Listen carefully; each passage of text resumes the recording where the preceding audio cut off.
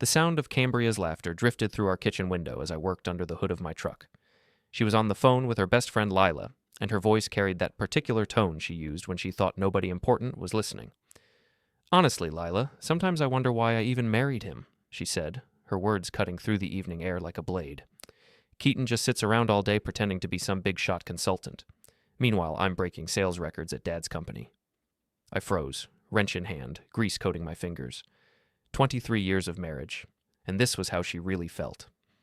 "He's so pathetic," Cambria continued, "always talking about his investments and his business strategies." "What business?" "He fixes trucks and pretends he's Warren Buffett. I'm embarrassed to bring him to company events. My name is Keaton Merren, and I've spent the last 15 years letting people underestimate me. It's served me well in business, though apparently not so much in marriage." While Cambria climbed the corporate ladder at her father's manufacturing company, I quietly built a portfolio that would make her head spin. But she never asked about my work, and I never volunteered the information. The irony wasn't lost on me. 3 years ago, when Wesley Hargrove, my father-in-law and CEO of Hargrove Industries, needed emergency funding to avoid bankruptcy, I'd been the silent investor who saved his company. The holding company I used kept my identity buried in paperwork, and Wesley never bothered to dig deeper than the wire transfers that kept his doors open. "The worst part is how he embarrasses me at dinner parties," Cambria was saying. "Last week, Blake made this brilliant presentation about market expansion, and Keaton just sat there like a lump. Blake's everything Keaton isn't. Ambitious, successful, gorgeous. Blake Rayner. I knew that name. Cambria's coworker, the golden boy of the sales department. Recently divorced, drives a BMW, works out religiously. The kind of guy who wears cologne to the gym and checks his reflection in every available surface." I closed the truck's hood quietly and walked closer to the window. Cambria was pacing our kitchen, her phone pressed to her ear, gesturing wildly even though Lila couldn't see her. "I think about leaving him sometimes," she admitted, "but then I remember how comfortable this arrangement is. He pays the bills with whatever money he actually has, and I get to focus on my career. It's like having a really expensive pet." The conversation continued for another 10 minutes, but I'd heard enough. I went to my home office and opened my laptop, pulling up the shareholder registry for Hargrove Industries. There it was, clear as day. Meridian Holdings LLC owned 77% of the company, with full voting rights and authority to remove officers at will. Meridian Holdings was my company, created specifically for this investment. Cambria had signed an employment agreement when she joined the sales team 5 years ago. Standard corporate language, including a clause that allowed for immediate termination by majority shareholder vote. She'd probably never read past the salary figure. I leaned back in my chair and considered my options. The smart play would be to confront her privately, maybe suggest counseling. The satisfying play would be something else entirely. My phone buzzed with a text from Cambria. "Working late again tonight. Don't wait up." Working late. Right. I pulled up the company's security system, another perk of majority ownership, and scrolled through the camera feeds. The building was nearly empty except for security guards and cleaning crews. No sign of Cambria or Blake. I checked Blake's social media. Posted 2 hours ago. A photo of an expensive steak dinner at Romano's downtown, tagged with "celebrating success with my favorite colleague." The photo showed 2 wine glasses and 2 plates. Cambria's wedding ring was conspicuously absent from her left hand, which was visible holding her fork. 23 years of marriage, and she couldn't even be bothered to hide her affair properly. My phone rang. Cambria. "Hey, honey," she said, her voice syrupy sweet. "Just wanted to let you know I'll be really late tonight. Big presentation tomorrow, and Blake and I are going over the numbers." "I'm sure you are," I said. "What's that supposed to mean?" "Nothing. Just hope you're being thorough." She laughed, the same laugh I'd heard through the kitchen window. "Don't worry about things you don't understand, Keaton. Leave the business stuff to the professionals." After she hung up, I sat in my office for a long time, thinking. Cambria wanted to play games? Fine. But she'd picked the wrong opponent. I opened my email and began typing a message to Wesley Hargrove, requesting an emergency board meeting. As majority shareholder, I had the right to call one with 24 hours' notice. I scheduled it for tomorrow evening, right after the big sales presentation Cambria was supposedly preparing for. Then I called my lawyer, David Chen. We'd worked together on several acquisitions over the years, and he understood the value of discretion. "Keaton, good to hear from you. What can I do?" "I need you to prepare termination paperwork for an employee at Hargrove Industries, effective immediately upon my signature. Also, I want to exercise my right to attend tomorrow's board meeting as majority shareholder." This is about your wife's company, isn't it? Among other things. Are you sure about this? Once you reveal your ownership stake, there's no going back. I thought about Cambria's laughter, her casual cruelty, the way she dismissed 23 years of marriage as a convenience arrangement. I'm sure. The next morning, Cambria was practically glowing at breakfast. She'd come home around midnight, claiming she'd been at the office the entire time. Her story might have been more convincing if she hadn't smelled like Blake's cologne. Big day today, she announced, buttering her toast with unnecessary enthusiasm. Dad's finally going to see what I'm really capable of. I'm sure he will, I agreed. The whole board will be there for my presentation. Blake thinks I might get promoted to regional sales director. Blake thinks a lot of things? She shot me a sharp look. What's that supposed to mean? Just that Blake seems very invested in your success. Cambria's cheeks flushed slightly. He's a good colleague. You could learn something from him about supporting the people you care about. After she left for work, I spent the day making final preparations. I printed out the shareholder registry, the employment agreements, and the termination paperwork. Everything was perfectly legal and properly documented. Wesley might be furious, but he couldn't dispute the facts.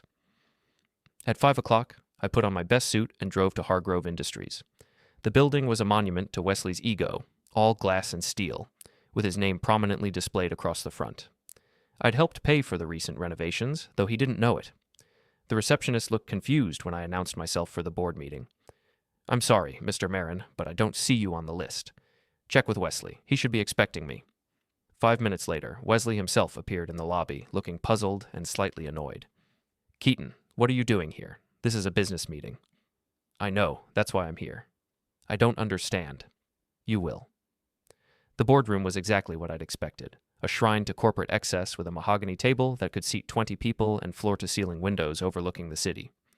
Wesley sat at the head of the table, flanked by his usual collection of yes-men and family friends who served as board members. Cambria stood at the front of the room next to a massive screen, her presentation already loaded and ready to go. Blake sat in the front row, nodding encouragingly at everything she said, the perfect picture of professional support, if you ignored the way his eyes lingered on her figure. Gentlemen, Wesley announced as I took a seat in the back corner, before we begin tonight's presentation, it seems we have an unexpected guest. My son-in-law Keaton has asked to observe tonight's meeting. A few board members turned to look at me with polite confusion. I nodded and smiled, saying nothing. Now then, Cambria, please proceed with your quarterly sales report. For the next 30 minutes, I watched my wife deliver what was admittedly an impressive presentation. Sales were up 18% over the previous quarter, new client acquisition had exceeded targets, and profit margins were the highest they'd been in 5 years. Cambria had clearly worked hard, and her results spoke for themselves. In conclusion, she said, clicking to her final slide, I believe these numbers demonstrate not only my value to this organization, but my readiness for increased responsibility. With Blake's support and guidance, I'm confident we can push these figures even higher in the coming quarter. The board members applauded politely. Wesley beamed with paternal pride. Excellent work, sweetheart. Truly exceptional. The board and I are very impressed. Blake stood up, his smile practiced and professional. If I may add something, Mr. Hargrove, working with Cambria has been the highlight of my career here.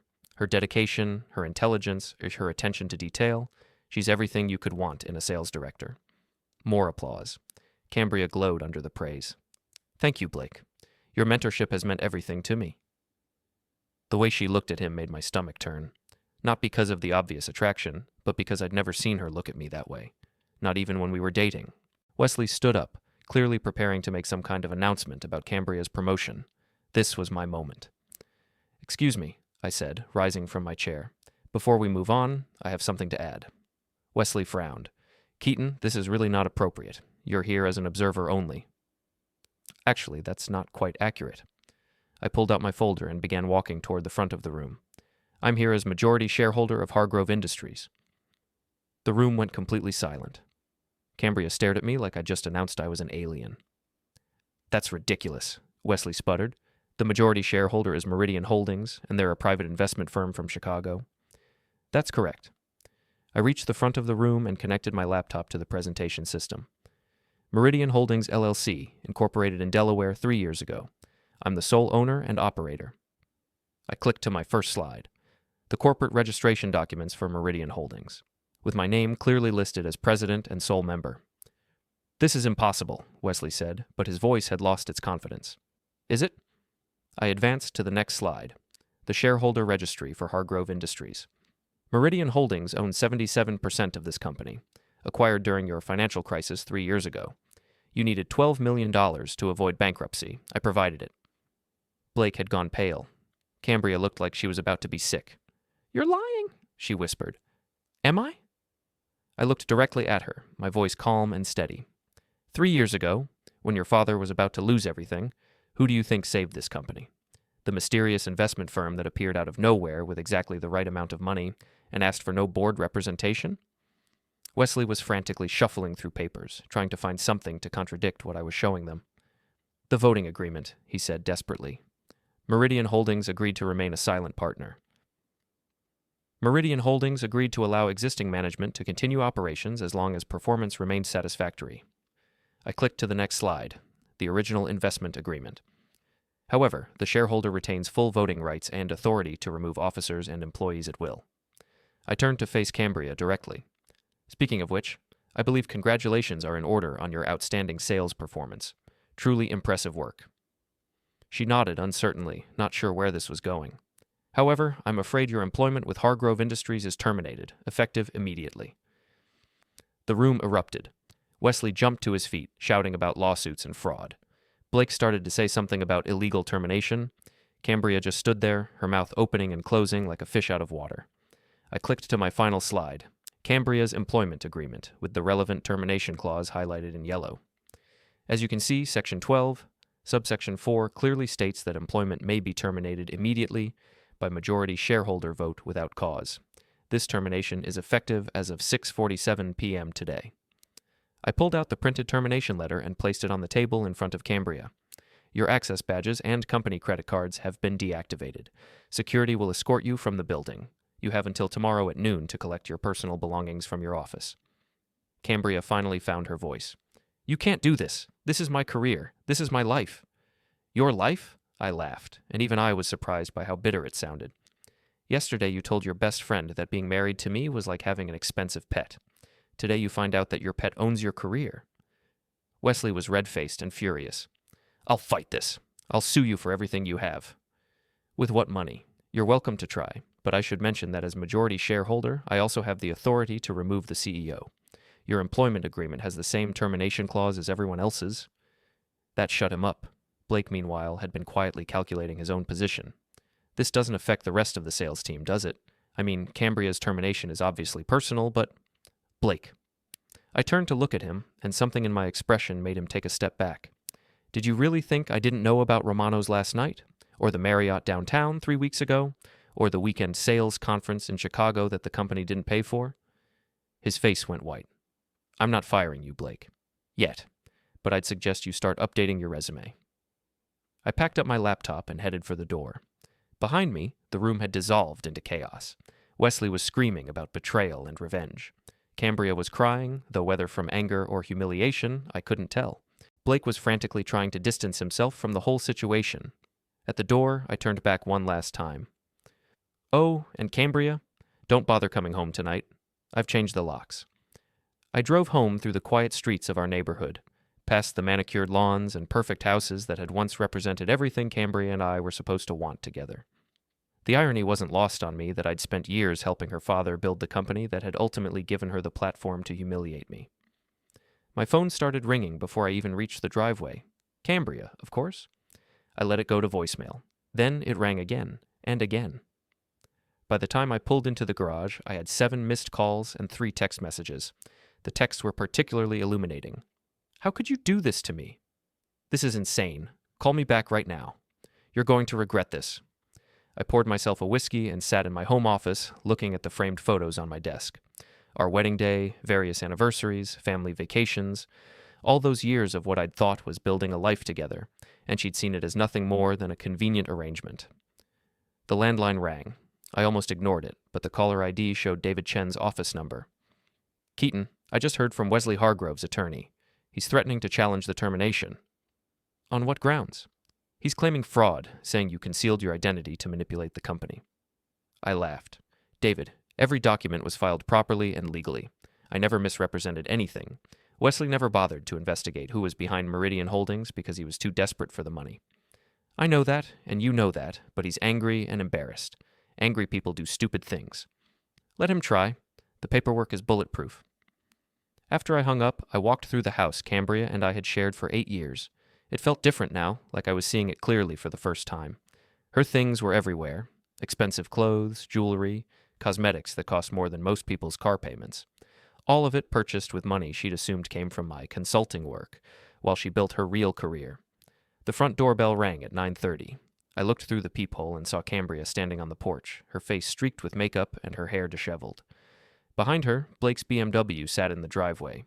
I opened the door but left the chain lock engaged. Keaton, please, we need to talk. I think we've said everything we need to say. You can't just throw away 23 years of marriage because of one mistake. One mistake? I almost laughed. Cambria, you've been having an affair for months. You told your best friend that being married to me was like having a pet. You humiliated me in front of your colleagues and your family. Which part of that was the one mistake? Blake got out of his car and approached the door. Look, man, I think there's been a misunderstanding. Really? Which part did I misunderstand? The part where you've been sleeping with my wife, or the part where you helped her plan to humiliate me at company events? It's not like that. Blake. I looked at him through the gap in the door. Go home. This doesn't concern you. Actually, it does concern me. Cambria and you what? Are in love? Are planning a future together? Because I have to tell you, Blake, Cambria's financial situation just changed dramatically. Her salary was her only income. Her credit cards were company cards. Even her car is a company lease. I hope you're prepared to support her, because she's about to be very expensive. Blake's confident expression faltered. He looked at Cambria uncertainly. We haven't really discussed... Of course you haven't. I turned back to Cambria. Did you tell Blake that you've never worked anywhere except your daddy's company? That you have no savings because you spent everything on clothes and jewelry? That your entire lifestyle depends on a job you just lost? Cambria's face was red with anger and embarrassment. You're being cruel. I'm being honest. There's a difference. Blake was backing toward his car. Maybe I should let you two work this out privately. Blake, wait! Cambria turned to follow him, but he was already getting into his BMW. I'll call you tomorrow, he said through the window, but we both knew he wouldn't. After Blake drove away, Cambria turned back to me with desperation in her eyes. Keaton, please. I know I made mistakes, but we can fix this. I'll quit seeing Blake. I'll do whatever you want. What I want is a wife who doesn't think being married to me is like owning a pet. What I want is a partner who doesn't humiliate me in public for entertainment. What I want is someone who at least pretends to respect me. I do respect you. No, you don't, and that's okay, Cambria. I'm done trying to earn something you're never going to give. I started to close the door, but she put her hand against it. Where am I supposed to go? This is my home, too. You'll figure it out. You're resourceful and intelligent. Your sales numbers prove that. Don't do this, please. For a moment, I almost felt sorry for her. 23 years of marriage doesn't end easily, even when it should. But then I remembered her laughter on the phone, the casual way she'd dismissed our entire relationship. Goodbye, Cambria. I closed the door and turned off the porch light. The next morning brought a steady stream of phone calls from people who'd heard about the previous night's drama. Wesley called 3 times before I finally answered. You son of a dog, he said without preamble. You think you can destroy my family and just walk away? Wesley, I didn't destroy anything. I just stopped pretending I didn't know what was happening. Cambria made a mistake, but she doesn't deserve this. Doesn't deserve what? The consequences of her actions? She's an adult, Wesley. Adults are responsible for their choices. You humiliated her in front of the entire board. She humiliated herself. I just provided the context. Wesley's voice turned threatening. This isn't over, Keaton. I built that company from nothing, and I'm not going to let some nobody take it away from me. You already lost it 3 years ago when you couldn't pay your bills. I bought it. The only question now is whether you want to keep working there or join Cambria in unemployment. I hung up and immediately called David Chen. Wesley's making threats. I want security increased at the building, and I want his access to company systems monitored. Are you planning to fire him too? Not immediately, but I want to be ready if he tries something stupid. The local newspaper called around noon. Apparently word was spreading about the shakeup at Hargrove Industries. I declined to comment, but I knew the story would come out eventually. Small towns love their gossip, especially when it involves wealthy families and public humiliation. Lila called in the afternoon. Cambria's best friend had always disliked me, though she'd never been quite as obvious about it as Cambria had been on the phone. "I hope you're proud of yourself," she said. "Cambria is devastated." "Where is she staying?" "That's none of your business." "Actually, it is my business. We're still married, and I need to know where to send the divorce papers." Silence on the other end of the line. "You're really going through with this?" "Lila, your best friend has been cheating on me for months. She told you she was embarrassed to be married to me. She said being my wife was like having an expensive pet. Why exactly should I fight to save this marriage?" People say things they don't mean when they're frustrated. Do they? Because she seemed pretty clear about her feelings. "She loves you, Keaton. She's just ambitious. She wants to succeed. She can succeed somewhere else." After I hung up, I realized that Lila had never actually denied knowing about the affair. In fact, her entire conversation had been focused on defending Cambria's right to be frustrated with our marriage, not on defending her fidelity. I wondered how many of Cambria's friends had known what was happening while I'd been obliviously paying the bills. Blake called that evening, his voice carefully professional. "Keaton, I was hoping we could talk, man to man." "About what?" "About the situation with Cambria, and about my job." "What about your job?" "I'm hoping we can separate personal issues from business decisions. I know things got complicated, but I'm a good employee. My sales numbers speak for themselves." I had to admire his nerve. "Blake, you've been having an affair with my wife for months. You helped her humiliate me at company events. You encouraged her to see our marriage as a joke, and now you want to discuss keeping your job? Look, I know how it looks, but how it looks. Blake, I have security footage of you and Cambria leaving the building together dozens of times. I have credit card records of dinners and hotel rooms. I have text messages. It doesn't just look like you're having an affair. You are having an affair. Cambria and I, we have feelings for each other, real feelings. It's not just some casual thing. Then I'm sure you'll be very happy together. Somewhere else? You can't fire me for my personal relationships.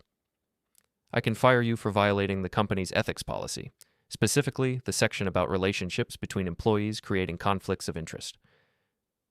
Cambria doesn't work here anymore. She did when your relationship started. The violation already occurred. Blake's professional composure finally cracked. This is revenge, pure and simple. No, Blake. Revenge would be posting the security footage online. Revenge would be sending the hotel receipts to your ex-wife's divorce attorney. Revenge would be making sure every sales director in the city knows exactly why you're looking for a new job. You wouldn't. Probably not. But I might change my mind if you keep calling me. The next morning, I drove to the Hargrove Industries building for the first time as the acknowledged owner. The security guard at the front desk looked nervous when I signed in. "Good morning, Mr. Merren. Mr. Hargrove asked me to let him know when you arrived." "That's fine." I took the elevator to the executive floor and walked past Cambria's former office. Someone had already boxed up her personal belongings.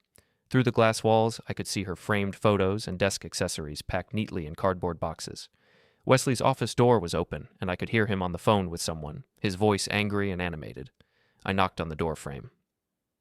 "I'll call you back," he said into the phone, then looked at me with undisguised hatred. "Come to gloat?" "Come to talk business. This company needs a new sales director." "And I suppose you have someone in mind?" "Actually, I do. Jennifer Martinez from the Phoenix office. She's been with the company for 12 years, her numbers are consistently strong, and she's not sleeping with anyone's spouse." Wesley's face darkened. "You're going to destroy everything I built." "Wesley, your company was 3 months away from bankruptcy when I invested. Your daughter was having an affair with a subordinate. Your sales department was more focused on office politics than actual sales.